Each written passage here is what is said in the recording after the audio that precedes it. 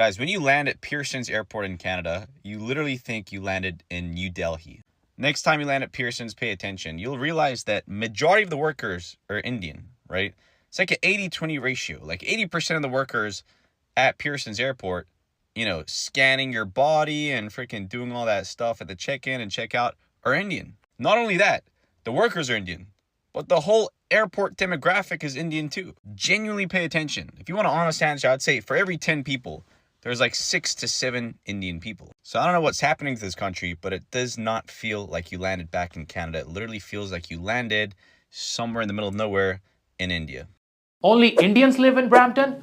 Do you think so too? Then you're wrong. Because in Brampton, 1.96% of population are Nigerians. 2.53% are immigrants from UK. 2.7% are from Trinidad and Tobago. 4.55% are Sri Lankans. 5.14% are from Guyana. 5.66% are from Philippines. 7.55% are Pakistani. 8.22% are Jamaicans. And finally, Brampton's largest immigrant group, Indians, making up to 59.07% of the population. So, Brampton is home to immigrants from over 10 nationalities. But Indians are the largest and majority group, contributing significantly to the city's economic growth. Hello guys, I hope you're doing super great wherever you're watching us from. And of course, if this is your first time, please don't forget to subscribe. And today we are discussing about the growing rise of Indians in Brampton, Canada. And we are asking who is to blame or what are the solutions. Let me know what you think in the comment section. Let me know your opinion in the comment section. And again, one of the things that the Canadians are actually complaining about is the fear of erasure of culture, because Indians don't just come to work, they come with their culture, and their culture is kind of different. For instance, there is a very big statue in Brampton, Canada, which is actually giving a look. You may think that you are in India, you are in New Delhi. The Hindu community in the city of Brampton, Ontario, Canada, put up this massive statue. Now, here is the problem with that. This statue is a middle finger to Khalistanis and to Muslims. Now, I'm not supporting Khalistanis or Muslims, but I will say that Khalistanis and Muslims are going to react to this. There will be a mass amount of destruction done to this statue and the property surrounding it by Islamic groups and by Khalistani groups who cannot stand Hindus. Canada has become a battle zone, a five-way battle zone between all of these religions that came from the Middle East and South Asia. And this battle zone, which had nothing to do with Canada, is now what Canada is completely and totally all about. You know what will happen though? When Muslims destroy this statue, Christians, white Christians who look like me, are going to get blamed for it. Canada, I'm warning you in advance, this is going to happen. Get ready. And just my thought, I was thinking that this problem of immigrants have some of the government officials or the big fish actually benefiting, either benefiting from the immigration process or rather benefiting from getting cheap labor. And this is actually why there is high immigration rates of Indians in Canada. Let's watch some of the videos, then of course I'll get back with more commentary and with more information, and let's discuss in the comment section. Please don't forget to give your opinion in the comment section, and let's dive in and watch some videos, then I'll come back with more commentary. Of course it's in Brampton, and of course some brown uncle decided to host this. I feel bad for all those people in the neighborhood, and I know now obviously the comment section is going to be really bad. Brown parties are really good, by the way. They slap. Anyone that's brown knows that they're better than everything else. But the uncle that hosted this, you kind of hosted this at the wrong time in the wrong place. Since there's a lot of you guys, I feel you guys could have maybe decided to do it at a banquet hall. It would have been better, just so the neighborhood could be peaceful, you know? Yeah man, the brown hate's gonna never end. I'm with the next Prime Minister of Canada, Jagmeet Singh, my brother. It's been such an honor today. He came out to Brampton, checked out our old stomping grounds. Now he's off. Brampton, Ontario has really become a little India over the last 30 years, as many people know, especially in that region. Now, foreign workers are saying, not just Indians, but many foreign workers are saying good enough to work, good enough to stay. And in many instances, I can vouch that foreign workers are outcompeting a lot of the youngsters in Canada. So do they have a good argument to say that they should extend the working visas? Hello and welcome back. Why Indians are growing so fast in Canada and what it means for the future. When you think about immigration in Canada, one city always comes up, Brampton. Nearly 60% of Brampton's immigrants are from India. That is more than half, an overwhelming majority. And because of that, many Canadians now say their hometown no longer feels Canadian at all. It feels like they are living in another country. So the question is, why are Indians growing so fast here? What makes them different from other immigrant groups? And what should Canada do before the balance tips too far? Why Indians are growing so fast? Let's break it down. There are three main reasons behind this growth. First, strong community network. Indians don't move alone.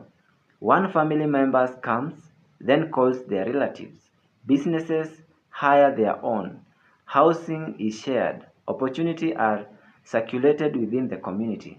This creates an unbroken cycle of growth. Second, government policy. Canada has an aging population and a labor shortage. Ottawa relies heavily on immigration to keep the economy alive. Indians are organized, ambitious, and quick to take those spots, whether it is trucking, tech, healthcare, or small businesses. Third, cultural strategy. From a young age, Indian families prepare their children for business and jobs.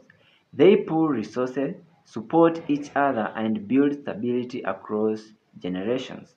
That's why they can expand quickly, not just in number, but also influence. And of course, there is cultural impact. But this rapid growth comes with cultural tension. Many Canadians now say they feel like strangers in their own country. When most of the people around you speak a language you don't understand, it can feel so isolating. Symbols of change are also very visible. In Brampton, the tallest Hindu statue in Canada was recently built. For some, it's a symbol of diversity. For others, it feels like cultural replacement. And a lifestyle and life and lifestyle differences like loud celebration, festivals and crowded neighborhood sometimes clash with local expectation. It's not just immigration, it's the pace of change. And then there is economic reality. Economically, Indians are major contributors. They run tracking, they run tracking companies, open small business, work in healthcare, and keep technology industry supplied with skilled labor. Without them, many parts of Canada economy would simply stall.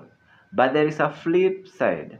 Housing shortages, rising rents, and visible homelessness among native-born Canadians have worsened alongside this immigration boom.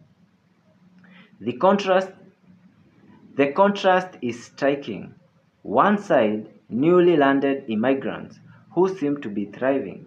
On the other side, struggling Canadians who feel left behind.